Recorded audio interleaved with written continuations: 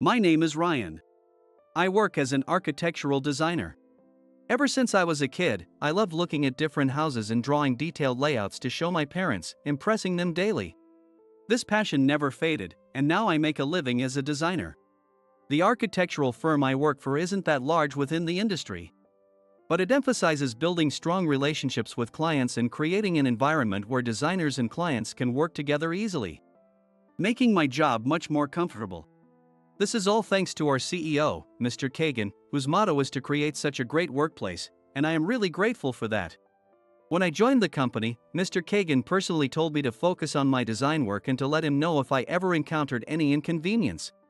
I have always respected him for his calm yet firm demeanor, but recently, he decided to retire, and Mr. Thompson has taken over as the new CEO. He is quite a character. I usually work from home, so I don't see him often, but when I do, he spouts things like, "You have no education or you can't do anything other than design, you're useless." Honestly, he's the last person I want to see right now. "Ryan, over here. Hey, how's it going? It's getting cooler, huh? You probably don't notice the temperature change since you're always indoors." Exactly. They are my clients, Justin and David. My current clients are mainly these two, and they trust me with major projects. I've known them for over 10 years now. We're so close that we often hang out privately. The projects they bring are often luxury high-rise condos, catering to wealthy clients, so I put a lot of thought into the designs. Despite this, they always communicate their needs clearly, and when the projects are completed, we're all very satisfied, making it a pleasure to work together. Today, we're having a meeting to discuss a new project contract, so we're meeting outside. Our routine is to meet at our usual restaurant and have lunch first. They're in suits, but I'm always in casual clothes, so people probably think I'm being scammed. We always laugh about that. By the way, isn't this the first time meeting you since Mr. Thompson became CEO? Yeah, it's been a while. We've been really busy until this deal was finalized. Yeah, it was hectic. So, how's Mr. Thompson? Well, oh, is this going to be interesting? We have quite a few things to say about him too. I was debating whether to complain about Mr. Thompson, but it seemed they also had things to say about him. So we decided to finish the important contract work first and meet up at a bar later. I wondered if it was okay to complain about my boss to clients, but since they are also my friends, I decided to go to the night out. It's not like I'll be sharing company secrets, just venting. And honestly, venting helps relieve a lot of stress. Since the preliminary contract was signed, I need to go to the office. I have to prepare and submit the necessary documents. Honestly, the thought of seeing Mr. Thompson makes me dread going to the office, but it's part of the job. It's been a month since I was last in the office, so it feels a bit refreshing, and seeing my colleagues again makes me glad I came. I prepared and filled out all the necessary documents, got my supervisor's signature, and completed the procedures. All my supervisors, except for Mr. Thompson, uphold Mr. Kagan's values, so they were very pleased with the new contract. They also thanked me for my hard work.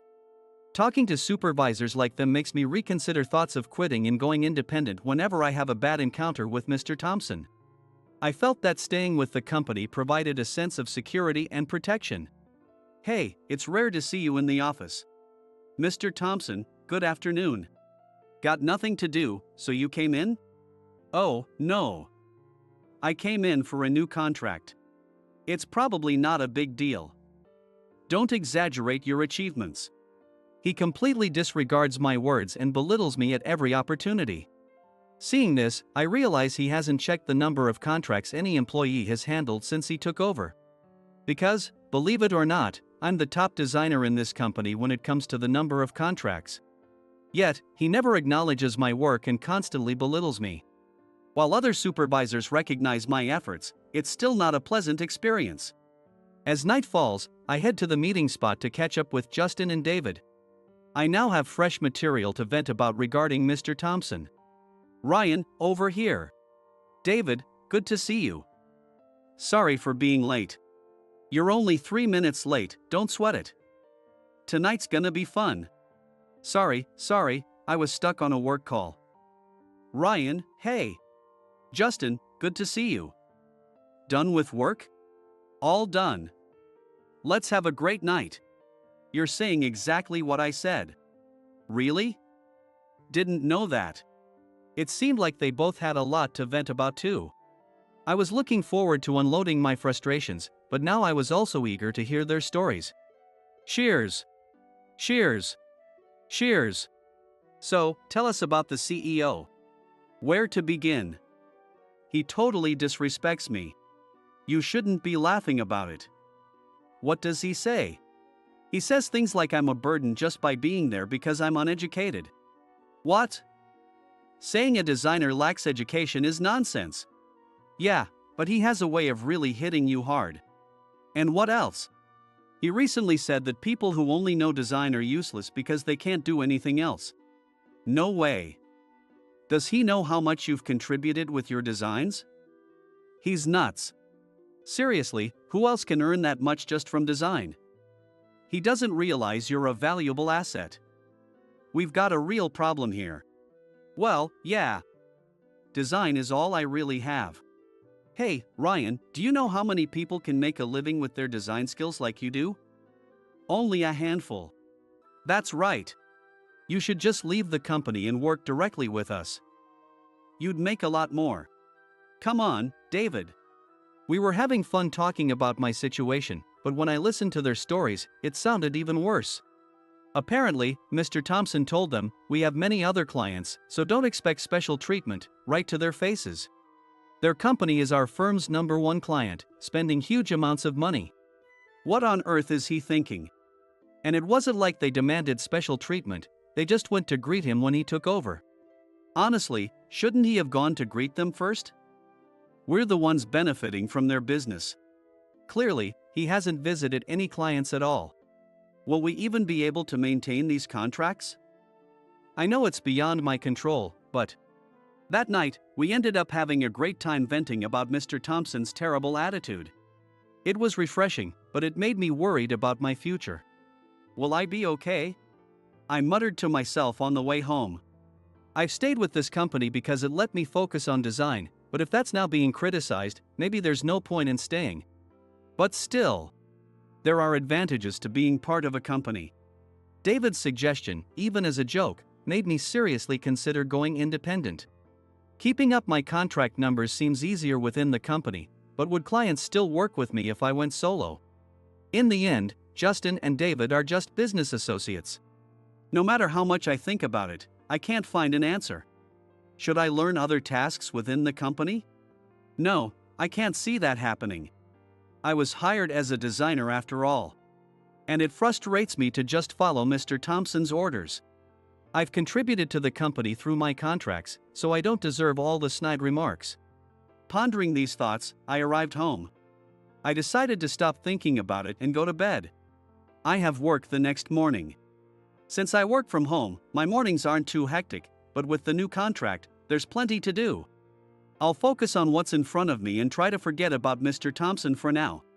The new contract is for a luxury high-rise condo plan for a prime location in the city. They wanted to have the feel of a high-end hotel, so I start by creating an image board. Should I incorporate Japanese elements or go for a completely Western style? Creating the image board is the most exciting part for me. I can pour all my creativity into it, not worrying about the details or feasibility yet. This board will contain all my ideals. In the second phase, we'll incorporate client feedback and make adjustments, but that's also enjoyable because it brings new discoveries. Starting from a small image board and eventually seeing a huge building take shape is always thrilling. Seeing the actual building always fills me with awe. This feeling never changes, no matter how many years pass. The next day, I woke up as usual. I had a slight hangover, so I took a light shower, had breakfast, and started working. Lately, my morning routine includes grinding and brewing my coffee. It feels like I work better in the morning when I have a cup of freshly brewed coffee. It's completely self-satisfaction, though. Creating the beloved image board gets me really motivated. Hello, Ryan? Hey Justin, what's up? The image board you sent the other day was perfect. David was thrilled too. That's great to hear. Now, how to bring it to life? Let's tackle it together. No changes this time, okay? Got it, thanks. The image board matched the client's vision perfectly, so it got approved immediately. This rarely happens, so I'm delighted. I thought this project might go smoothly, but something unexpected happened a few days later. Unaware of this, I continued developing ideas from the image board, excitedly starting the design. The entrance is crucial as it defines the building's image, so I always begin with its design. This condo will have a concierge, so I plan to design separate spaces for the concierge area and a private feeling lounge. While I was designing the lounge, I received a call from the company confirming that the client contract had been officially signed. There's usually a lag of a few days between the preliminary and final contracts, so typically, I wait for the final contract to start work. However, with Justin and David, our trust allows me to start early. The company knows this and doesn't say anything but always notifies me formally. This time, too, the supervisors were thrilled about the major contract. I also informed them about the image board, assuring them everything was on track. I wondered how much Mr. Thompson was aware of this contract. Then I thought, how could he be such a problem? Let's rewind a few hours. A few hours after the company notified me about the final contract, I received a direct call from Mr. Thompson. Come to the office tomorrow, we need to talk. I had a bad feeling about this, but I agreed. The next day, I paused my work to head to the office for an afternoon appointment with Mr. Thompson. I went straight to his office without stopping by my desk. Excuse me. Oh, you're here. How can I help you today? You always have that smug look on your face. As soon as he started speaking, Mr. Thompson launched into a tirade of insults right in front of me. If it was just for insults, a phone call would have sufficed. How long is this going to last? Do you know what we call someone like you? No. Useless, that's what. You're useless. I see, useless, huh? I thought about defending my contributions to the company, but I felt it would be futile to argue with him, so I stayed silent. It's always been like this. I've always been very introverted. I can talk normally with people I'm used to, but I shut down instantly with people who show obvious hostility. Rather than being unable to communicate, I give up trying. That's right. Useless. Working as a salaried employee and not doing any in-house work is unacceptable. Do other designers do other tasks as well? Are they all handling additional duties? I couldn't help but ask. In the past, designers were allowed to focus on their designs. Had things changed without my knowledge? It was a genuine question. Huh? We're talking about you right now. I don't care about the others. But it became clear he just had a personal grudge against me and was taking it out on me. If that's the case, there's no point in arguing. I just have to wait it out. So, I thought about it. And I came up with a brilliant idea. I see. Suddenly, he seemed excited. What on earth did he come up with? Probably something ridiculous. I half listened. I'm feeling thirsty. My son recently got his MBA. Unlike you, he's impressive, right? MBA. Yeah, so I decided to hire him and fire you, you useless idiot. Fire me? Are you speechless with shock? Oh, no. Wait, an MBA in an architectural firm. I won't say it's unnecessary, but to replace me with his MBA holding son? A designer replaced by an MBA? What is he thinking? My mind was in chaos. I became even more speechless. Of course, it's a shock. You've been coddled as a useless employee for too long. Too bad. Life isn't that easy. I'm a bit confused here. You're confused? Poor thing. Let me spell it out for you. You're fired. Fired. Got it? It's just, you're replacing me, a designer, with your MBA son. That's right. He's much more capable than you, so it's only a benefit to the company. What about the recent contract I finalized? I've already started the design. Designing is something anyone can do. We'll hand it over to someone else. Don't worry, the company will manage just fine without you. This is pointless. He is out of his mind. I don't even have the energy to argue back. Working under him is ridiculous. Who will be more troubled by my departure? All right. I understand. Thank you for everything. Yes, I did help you a lot. Goodbye. I left, fuming inside. I didn't want to work under someone like him anyway, but what I couldn't stand was leaving the project unfinished. I'm a professional designer. I always see my projects through to the end with utmost dedication. That's my motto. But now, I won't be able to fulfill that. And it's with clients who trust me the most. Even if I quickly register as a sole proprietor, they are contracted with the company, so I can't work on it. I was so angry and frustrated that my hands were trembling. Knowing Mr. Thompson, he won't explain anything to the clients and will just assign another designer. I had to do something as my final act. Hello, Justin, it's Ryan. Hey Ryan, what's up? I need to talk to you urgently. Can we meet tonight with David as well? Ryan, are you okay? You sound shaky. Sure, I'll tell David. Let's meet at our usual place at 6 p.m. Thanks, see you then. As my final task, I decided to apologize to them face to face. They would understand how much I was looking forward to this project. I wanted them to know it wasn't my decision. Ryan, are you all right? You look pale. Actually, I told them everything that had happened. That I wouldn't be able to complete the contract. That I had been fired. The reason I was fired. How frustrated I was. How much I wanted to continue working with them. Normally, I don't show much emotion, but tears started to flow. I realized I was truly upset. I was angry about not being properly recognized. This made me aware of my own feelings. Wait. Is this for real? That's terrifying. MBA, seriously. It's a true horror story. Anyway, we understand how you feel, Ryan. No need to cry. I might have a good idea. A good idea? Shave Mr. Thompson's head? He doesn't have anything to shave. Guys. Anyway, can you come to our office tomorrow?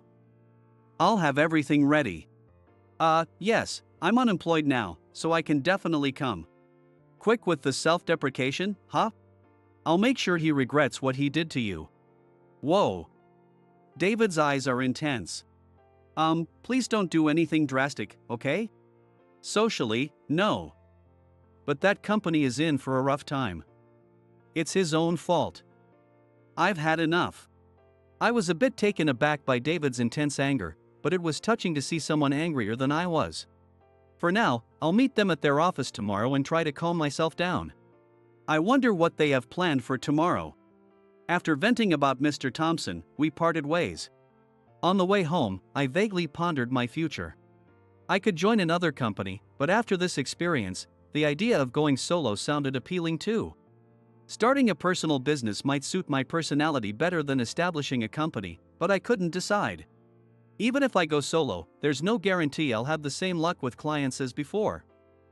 What should I do? Luckily, I have savings, so I can survive without working for a while. Maybe I'll take a break to clear my head. I arrived home with these thoughts. On my desk was the image board I made yesterday. It's useless now. I really liked it, though. To prepare for the possibility of joining another company, I decided to compile my past works into a portfolio. I probably won't sleep tonight, so I might as well focus. As I worked on the portfolio, I realized I've done a lot of designs. Each one is a masterpiece I'm deeply proud of. Even if I'm fired, my work lives on somewhere, and that thought is comforting. This job is truly my passion. I didn't sleep at all and worked on the portfolio until morning. It's almost done, so I'll sleep a bit before heading out at noon. I took a shower and brushed my teeth. Even though I should feel refreshed, something still feels off. I felt as if I were told that people are easily replaceable, making me question my own worth. I'm really spiraling. I shouldn't let someone like Mr. Thompson get to me, but his words about only being good at design struck a nerve. It's true, design is all I can do. And it's all I want to do. But sometimes, this can be a disadvantage, I realized. I wish I were more versatile. With these thoughts, I fell asleep. Around noon, I woke up, rubbed my sleepy eyes, and got ready to head out. I wondered what the meeting at the office would be about.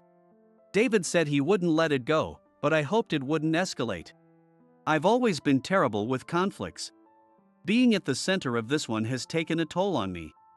I'm grateful that Justin and David are on my side, but after a day to cool down, I just want to avoid more trouble.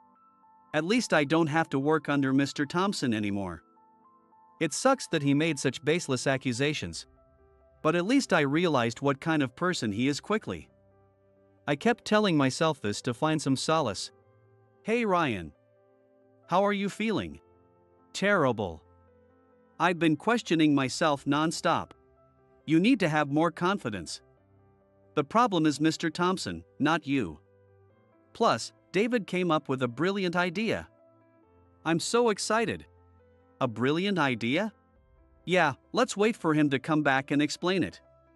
He should be here any minute now. Hey, sorry I'm late. David, good to see you. Oh, a call from Mr. Thompson. Don't answer it. Ha? I know what the call is about, so you don't need to answer it. More importantly, I have something to discuss with you, Ryan. Thanks for coming. No, what? Discuss. Oh, well, I'm unemployed, so? Let's end that today. What? I was so stunned by the barrage of calls from Mr. Thompson that I didn't immediately grasp what David was saying. He seemed to know what the calls were about. I had no clue. What kind of nerve does it take to call the employee you just fired the next day? Here's my proposal. We want you to continue doing architectural design for us. And this timing, with you leaving your company, could actually be perfect. I see. Whether as a freelance designer or as an employee of our company, it doesn't matter. Will you partner with us? Of course, if you join our company, we'll offer better conditions than your previous one. If you go freelance, we'll still pay you more than before. What do you think? Isn't it a great idea? Ryan, team up with us. We need your talent. You too. I was so moved that I was at a loss for words. To be valued this much as a designer. It wrapped a bandage around my shattered self-esteem. I fought back tears. The answer was clear. Thank you. I'll do my best. I'm so relieved. Things are going to be exciting from now on. Looking forward to it. If you cry, I'll cry too. No time to rest. We need to keep progressing on that luxury condo design. Oh, but I can't work on that condo anymore. Wait, what? David pointed at my phone. It seemed he wanted me to answer it. I didn't want to talk to Mr. Thompson, who would likely ruin this heartfelt moment, but I put the call on speaker. Hello? Hey. Ryan. The firing is cancelled. Get back to the office. What? I said it's cancelled. You must be happy, right? You won't find another job, so start working again. Wait, what's going on? That idiot client you were handling is furious. Justin and David's eyes widened, then they burst into silent laughter. He had no idea that the idiot client was right in front of me. Furious? I glanced at them while responding to Mr. Thompson. They signaled for me to keep talking. Though I didn't fully understand what was going on, I continued the conversation. They're completely clueless. They said if it's not you, they won't do business with us. They're demanding we pay a penalty for breaching the contract by changing designers mid-project. A penalty. I was trying hard not to laugh, realizing what was happening. So that's it. Justin and David really know how to handle things. Their way of getting back is smart. They said if we bring back the original designer, they'll continue the deal and won't charge the penalty. So get back here. Even you can save the company, you useless fool. By the way, how much is the penalty? $300 million. $300 million. I couldn't help but burst out laughing at the amount. I never realized my value was that high. It felt like the first time I truly saw my worth. Did you just laugh? This is a crisis. Don't joke around. With all due respect, I'm not coming back to the company. What? Why? I'll let you focus only on design as before. I promise I won't complain anymore. We can't afford a $300 million penalty. Please help us. Well, isn't your highly capable MBA son supposed to help you out? My son is indeed talented. But this situation requires the original designer to return. Come on. You must be struggling to find a new job, right? Actually, I've already secured a new position. So, I won't be coming back. The new place values my work, lets me focus on design, and offers much better conditions.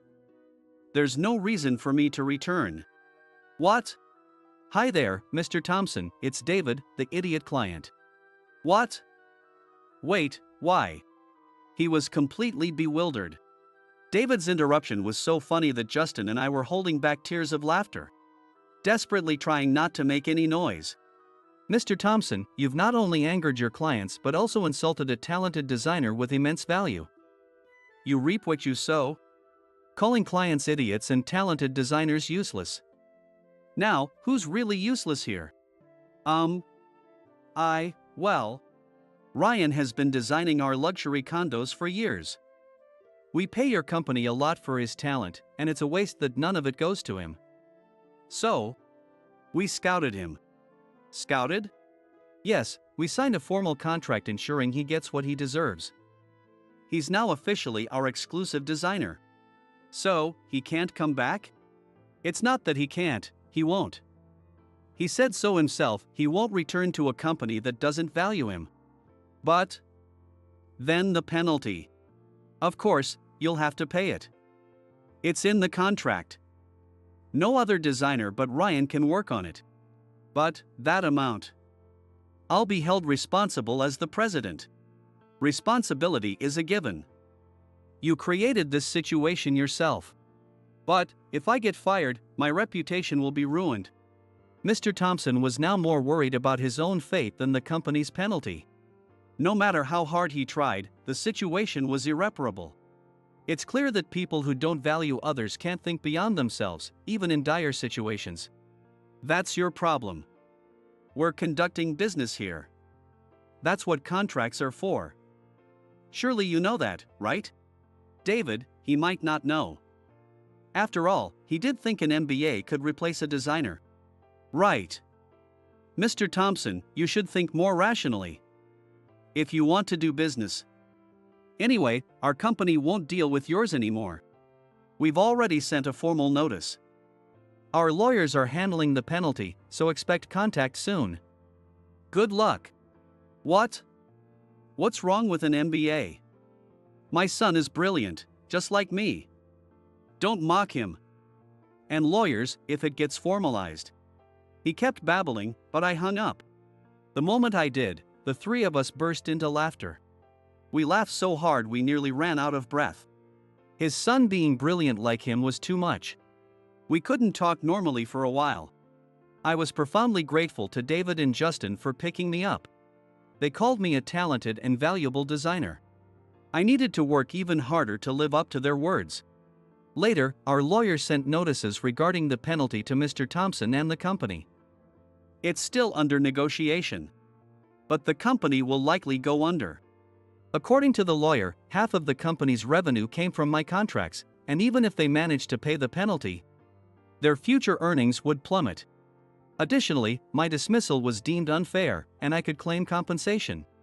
Though I initially didn't want to, David and Justin insisted I should, so I agreed. I don't really want money from Mr. Thompson, but it's a way to make him recognize my value. It's not about the money. It's about the penalty for disregarding my worth. This experience taught me the importance of self-worth. For the first time, I could see my value, and I decided to be more confident. The company said I could take on freelance projects if I wanted, so I'll explore new opportunities. But my main goal is to repay David and Justin for their support. We now work together and meet even more frequently. For the first 3 months, we laughed and high-fived while mimicking Mr. Thompson. I don't think I've ever laughed this hard in my life. After that, the construction of the luxury condo began, and my work as a designer hit its peak. There were plenty of adjustments to make, whether it was the materials not being what I envisioned or the colors being slightly off. But I never compromise. My motto is to design everything perfectly and have it precisely replicated on the construction site. Although the construction workers sometimes find me annoying, the sense of accomplishment when it's all done is incredible. We often have disputes during the process, but when it's completed, we embrace and congratulate each other. I realize I can't give up this job. The teamwork, where everyone puts their all into their part, and the solitary designing process where I get to imagine and create. Everything about it captivates me. Mr. Thompson wasn't wrong. Design is all I have. And I've come to see that it's perfectly fine. I'm looking forward to seeing the completed condo,